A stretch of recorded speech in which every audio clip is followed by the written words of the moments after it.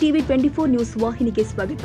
ಬಾದಾಮಿ ಎಂದು ತಿಳಿದು ಸುಮಾರು 10 ಮಕ್ಕಳು ಔಡಲ ಬೀಜ ತಿಂದು ಇದೀಗ ಧಾರವಾಡ ಜಿಲ್ಲಾಸ್ಪತ್ರೆಗೆ ದಾಖಲಾಗಿದ್ದಾರೆ.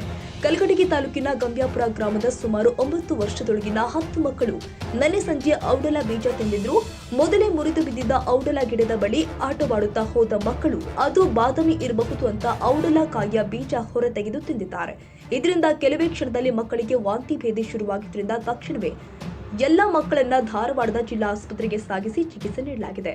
ವಿಷಯ ತಿಳಿತಾ ಇದ್ದಂತೆಯೇ ಆಸ್ಪತ್ರೆಗೆ ಭೇಟಿ ಕೊಟ್ಟ ಸಚಿವ ಸಂತೋಷ್ ಲಾಡ್ ಮಕ್ಕಳ ಆರೋಗ್ಯದ ಬಗ್ಗೆ ಮಾಹಿತಿ ಪಡೆದು ಮಕ್ಕಳನ್ನ ಭೇಟಿ ಮಾಡಿ ಅವರೊಂದಿಗೆ ಮಾತುಕತೆ ಮಾಡಿದ್ರು. ಸದ್ಯ ಎಲ್ಲ ಮಕ್ಕಳು ಆರೋಗ್ಯವಾಗಿದ್ದು ಅಪಾಯದಿಂದ ಪಾರಾಗಿದ್ದಾರೆ ಎಂದರು.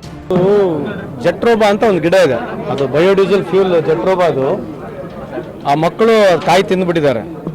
ಸುಮಾರು ನಮ್ಮ ಕಾನ್ಸ್ಟಿಟ್ಯೂನ್ಸಿ ಗಂಬ್ಯಾಪುರ ಇರ್ತಕ್ಕಂಥ ಊರಿನಲ್ಲಿ 13 ಮಕ್ಕಳು ranging from 3 years to 11 years. ಹಂಗಾಗಿ ಸ್ಟಮಕ್ ಅಪ್ಸೆಟ್ ಆಗಿ ವಾಂತಿ ಭೇದಿ ಆಗಿತ್ತು. ಅವರೆಲ್ಲ ಇಲ್ಲೇ ಬಂದಿದ್ದಾರೆ, ಎಲ್ಲರೂ ಸುರಕ್ಷಿತವಾಗಿದ್ದಾರೆ.